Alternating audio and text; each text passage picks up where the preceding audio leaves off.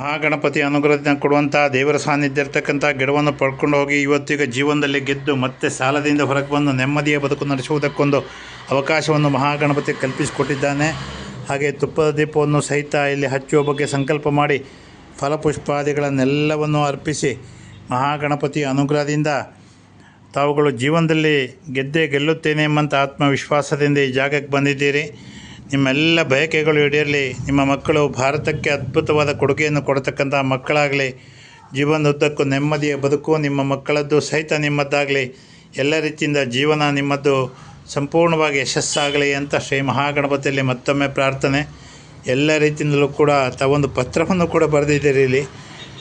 ಹಾಗೆ ನಿಮ್ಮಲ್ಲಿ ಆಗಿರ್ತಕ್ಕಂಥ ಫಲಗಳನ್ನೆಲ್ಲವನ್ನು ತಂದು ಅರ್ಪಣೆ ಮಾಡಿದ್ದೀರಿ. ಮಹಾಗಣಪತಿ ಅನುಗ್ರಹದಿಂದ ಮತ್ತಷ್ಟು ಒಳ್ಳೆಯದಾಗಲಿ, ನಿಮ್ಮ ಬದುಕು ಚೆನ್ನಾಗಿ ಆಗಲಿ, ಒಳ್ಳೆಯದಾಗಲಿ.